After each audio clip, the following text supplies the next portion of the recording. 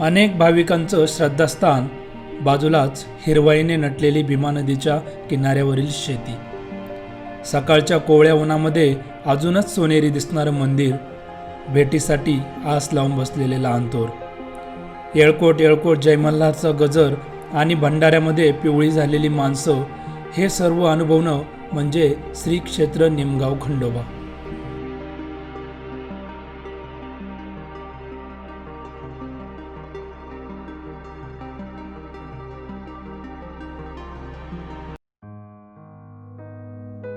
श्री क्षेत्र खरपुडी येथे असणाऱ्या खंडोबाचे दर्शन घेऊन आम्ही निमगाव मंदिराच्या परिसरात पोहोचलो.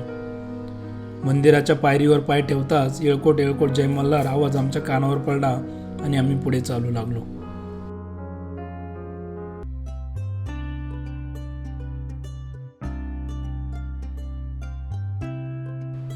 मंदिराच्या समोर तळी भंडार, फुले आणि प्रसादाची काही दुकाने आपल्याला दिसतात. त्यामधील एका दुकानामधून आम्ही तळी भंडार घेतला आणि मंदिराच्या प्रवेशद्वाराजवळ येऊन पोहोचलो. मंदिर प्रवेशद्वार तसेच मंदिराचा संपूर्ण तट दगडी बांधकामात बांधला असून त्याच्या चारही बाजूस बुरुज पाहायला मिळतात. प्रवेशद्वारासमोर उभे राहिले असता डाव्या बाजूस श्री गणेश आणि उजव्या बाजूस हनुमानाची मूर्ती पाहायला मिळते. प्रवेशद्वारामधून आतमध्ये प्रवेश केला असता समोर भव्य नंदी दिसतो. दोन्ही बाजूस दीपमाळ पाहायला मिळते. आम्ही नंदीचे दर्शन घेऊन दीपमाळेकडे निघालो. मंदिराच्या समोर सुंदर अशा दीपमाळा आहेत. बाजूलाच दगडामध्ये असणारे 2 घोड्यांचे शिल्प दिसते. मंदिराचे असणारे सुंदर बांधकाम पाहून आपली नजर मंदिरावरून हटतच नाही.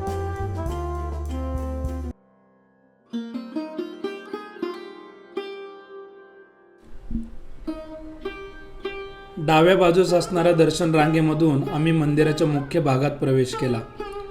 दर्शनासाठी फार काही गर्दी नव्हती. बाजूलाच भाविक तळी भरत होते. येळकोट येळकोट जय मल्हार असा जयघोष करत होते आणि तो आवाज मंदिराचा परिसर गजबजून टाकत होता.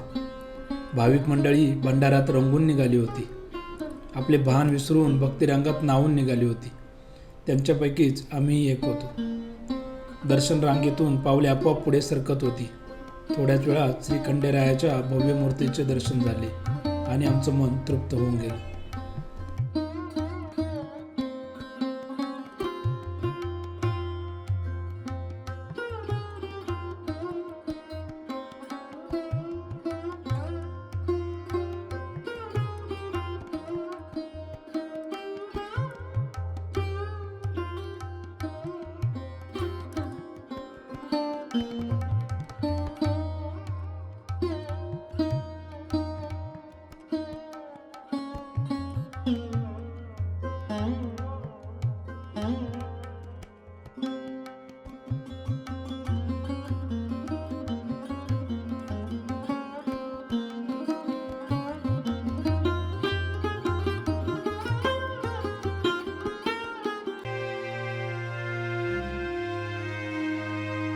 मंदिराच्या बाजूलाच जागरण गोंधळाचा आवाज कानावर पडत होता.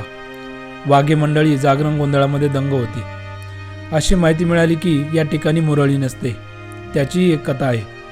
मंदिराच्या समोर पोर्तुगीज घंटा आहे. माहितीनुसार मंदिराच्या कोटाचे काम 1769 मध्ये बडोद्याचे श्री मल्हारराव गायकवाड यांनी केले. मंदिराच्या चारही बाजूला बुरुज आहेत. साधारणपणे या बुरुजांची उंची 25 फूट इतकी आहे. येथील शिलालेखात गायकवाड यांचे दिवाण चंद्रचूड यांनी मंदिराच्या शिखराचे काम केल्याचा उल्लेख आहे. श्री खंडोबा हे अनेक कुटुंबाचे कुलदैवत आहे. अनेक कुटुंबामध्ये लग्नानंतर खंडेरायाचे जागरण गोंधळ घालण्याची प्रथा आहे. सोमवती अमावस्या, चैत्री, श्रावणी व माघी पौर्णिमा तसेच चंपाषष्ठी व महाशिवरात्र या दिवशी खंडोबाच्या पूजेसाठी विशेष महत्त्व आहे.